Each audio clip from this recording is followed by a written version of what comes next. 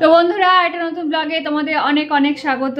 তো আজকের ভিডিওতে আমি কি দেখাতে চলেছি তোমরা সবাই বুঝে গেছো। হ্যাঁ, একদম হোটেলের মতো, মানে রেস্টুরেন্টের মতো তোমরা বাড়িতেই বসে বানাতে পারবে। আর এটাতে কোনো রকম তোমার আজিনামটো বলো বা কোনো কিছু আমি ইউজ করব না, একদম সিম্পলভাবে করব, অথচ খেতে হবে রেস্টুরেন্টের মতো। তো যাই হোক, তো ভিডিওটা যদি ভালো লেগে থাকে অবশ্যই একটা লাইক করবে, আর বাড়িতে বানিয়ে কেমন হয়েছে সেটা কিন্তু আমাকে কমেন্টসে জানাবে। তাহলে আর বেশি দেরি করছি না, চলো তাহলে যাই রান্নাঘরে। তো চলো বন্ধুরা, আগে তোমাদেরকে কি আমি এটার মধ্যে মানে উপকরণগুলো কি ইউজ করছি সেটা আগে তোমাদেরকে দেখাই। প্রথমে যেটা চাউমিন, সেটা তো লাগবেই। চাও আমি 3টে করছি, তার জন্য 3টে নিয়েছি। আর এটা আমি যেহেতু মাংস দিয়ে করব, চিকেন দিয়ে করব, ওটাকে আমি পিস পিস করে কেটে রেখেছি। আর এদিকে রেখেছি হচ্ছে 2টো ডিম। তো এটা তো লাগছেই। তাছাড়া যেটা আমি তোমার ভেজিটেবল, যেটা এখন শীতকালে অ্যাভেলেবেল, তো সেই জন্য একটু ভালো করেই বানাই, একদম হোটেল স্টাইলের। তো যে কারণে সমস্ত রকম সবজি শীতের আমি দিয়ে রাখছি। তো সেটা হচ্ছে বাঁধাকপি কুচিয়ে রেখেছি, দেখতে পাচ্ছ। এদিকে আলু কুচানো, দেখতে পাচ্ছ। এদিকে হচ্ছে গাজর কুচানো, এদিকে তোমার শসা কুচানো, এদিকে তোমার কপি কুচানো, এদিকে অল্প একটু টমেটো কুচানো, এগুলো কুচিয়ে রেখেছি।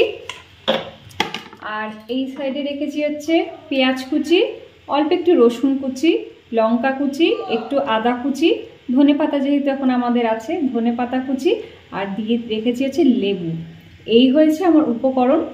তো চলো বন্ধুরা, আর বেশি দেরি করছি না।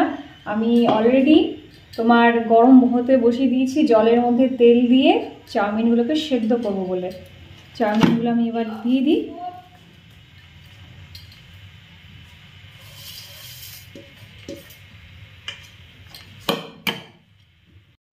তো দেখো, এটাকে আমি সাদা তেল দিয়ে করব। প্রথমে কি বলতো, মাংসগুলোকে একটু ভেজে নেব। মাংস অল্প একটু নুন দিয়ে দিলাম, কি বলতো, নাহলে মাংসগুলো শক্ত শক্ত থাকবে, কারণ এটা তো আর সেদ্ধ হবে না। এদিকে তোমার ডিমটাকেও ফাটিয়ে রেখে দিলাম, রেডি করে রাখলাম, কারণ এটা পরে ভেজে পর দিতে হবে। এদিকে আমি চাউমিনটা সেদ্ধ করে রেখে দিয়েছি, জল ঝরতে দিলাম যেটুকু বাকি আছে। তো দেখো, তোমার চিকেনটা আমার মোটামুটি ভাজা হয়ে গেছে। আমি এটাতে কিন্তু হলুদ দেবো না, আমি তোমাদেরকে ভুল বললাম, কারণ যেহেতু এটা আমি সাদা চাউমিন বানাবো, হাক্কা নুডলসের মতো, যেহেতু এই জন্য আমি তোমার হলুদ দিচ্ছি না। আর এটার মধ্যে কিন্তু একটু লেবুর রস অল্প মাখিয়ে রেখে দিয়েছিলাম, যাতে তাড়াতাড়ি করে মাংসটা আর কি সেদ্ধটা ভালো হয়। এবার এটাকে আমি উঠিয়ে রেখে দেবো।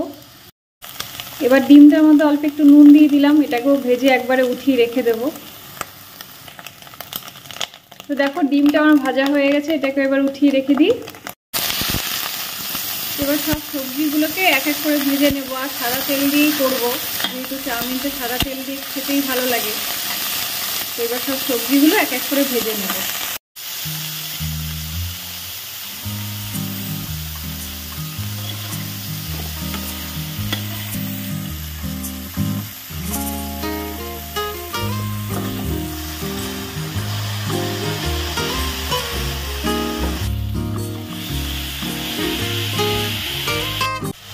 দেখো, সমস্ত সবজিগুলোকে একটু সামান্য নুন দিয়ে ভেজে নিলাম হালকা করে, কারণ চাউমিনে তো বেশি মানে কড়কড়া করে তো ভাজা যাবে না, একটু হালকা কাঁচা কাঁচা থাকে বলে একটু হালকা করেই ভাজলাম।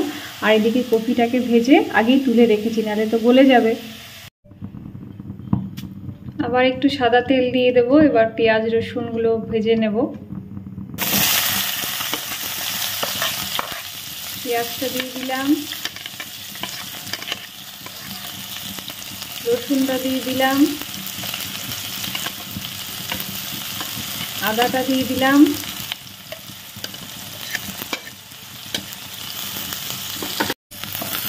এবার লঙ্কাটা দিয়ে দিলাম। তো তেলটাতে অল্প লং, দারচিনি, এলাচ ফোড়ন দিলাম, যেহেতু মাংসটা আছে না, যেটা গন্ধ উঠতে পারে। এরপরে চাউমিনটা একটু ভেজে নেব। এটাই হচ্ছে রেস্টুরেন্টের কিন্তু মেন বিষয়, ওরা কিন্তু এটা ভেজে তারপরে করে, যার জন্য দেখতে এত টেস্টি হয়। এবার এই সমস্ত সবজিগুলো যেগুলো ভেজে রেখেছিলাম ওগুলো সব দিয়ে দিচ্ছি।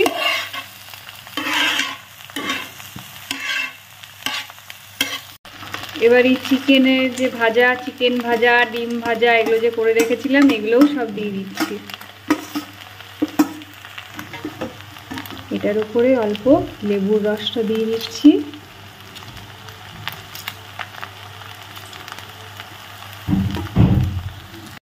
এটাতে সামান্য অল্প চিনি দিয়ে দিচ্ছি। লাস্টে খালি তোমার দিয়ে দেবো ধনেপাতা। এটাতে দিয়ে দিলাম অল্প একটু বাটার।